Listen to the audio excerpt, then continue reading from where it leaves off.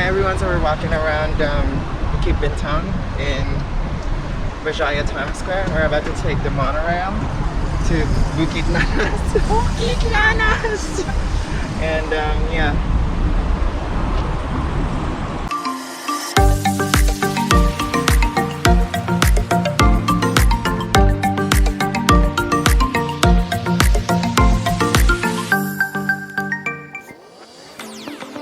Hey, what's up you guys? Welcome back to my channel. It's me, Amber, and today I'm gonna take you into one of the most magical trips I've had this year, 2022.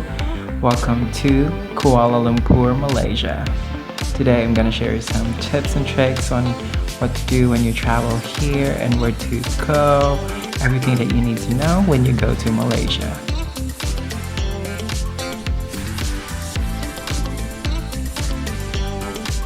So starting our trip, we took a flight from Tacloban City, where I'm from, to Niyo Terminal 3.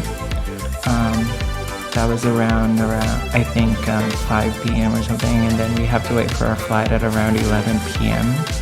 to Malaysia. So our trip was scheduled around that time, and we did encounter a bit of a glitch on the immigration, but thankfully we were able to board that plane. And yeah, I was very happy. I was so nervous. I was just crying, just being able to go out of the country and into Kuala Lumpur International Airport. We arrived there, I think, at around 3 a.m. So the flight took approximately 3 to 4 hours. And after our flight and touchdown, we were just roaming around and waiting until the cell centers were open so we could get a data SIM card, and so we could freely explore Kuala Lumpur with the help of Google and also other sites where you could like look at which places to go when you're in Kuala Lumpur. I have to say, the first thing that I noticed when we touched down was how the vegetation was so rich and the trees looked different, and I felt like I was in a different world.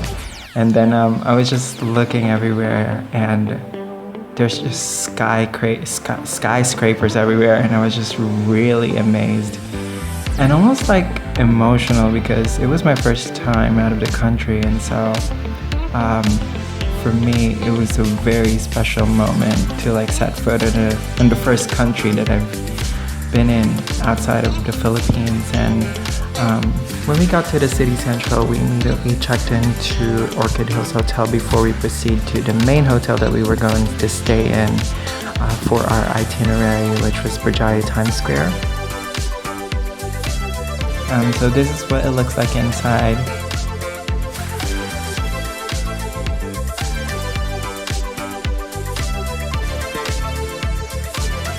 It's your typical hotel with a hot shower and air conditioning, and there's me.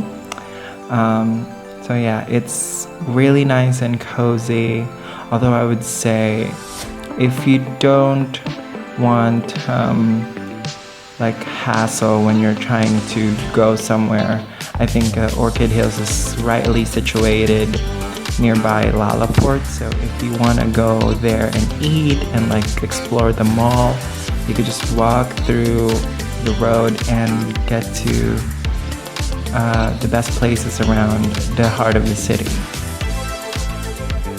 So yeah, this is what it looks like inside. And we were exploring everywhere. It's just, we were so tired, but we were able to explore places. And in Lalaport we found Kwing, which was one of the first restaurants that we were in, and the food was incredible.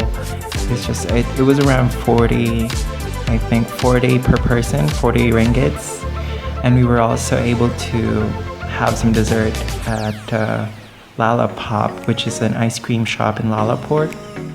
And I have to tell you, this is the most delicious raspberry. I can still feel the tanginess on my tongue right now because that's how delicious it was. And yeah, here's me tasting it. And yeah, we were just walking around basically the first night, and although there's a bit of light pollution at nighttime, as you can see.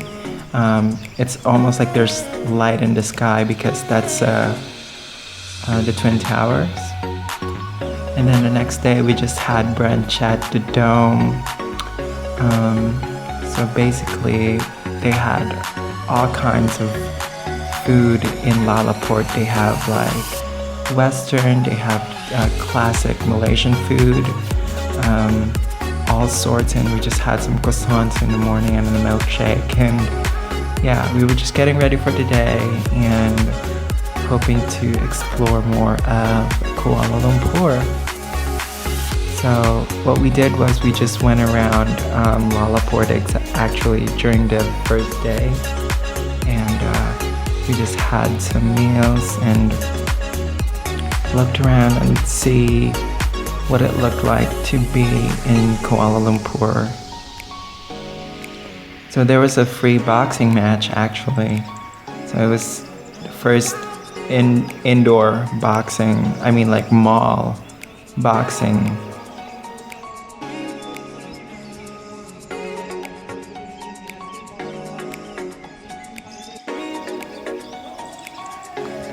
Alright, so also one of the best things here is just it's not crowded. Like I think unlike some malls in the Philippines, Lalaport was I think it was pretty spacious, and one of the best spots in Lalaport was book access, and I was just amazed. It was just like I didn't want to leave the place when me and my partner went there because there's just sculptures, like all kinds of books were there.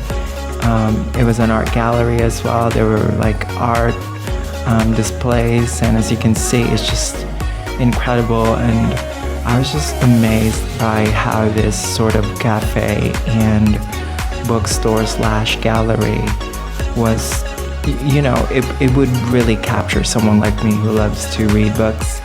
And I would say I would even live there if yeah, it's just incredible. Like all kinds of titles were there, all kinds of books from art to history, and there's food. So it's like if the mall doesn't like close at a certain time, I would really stay there.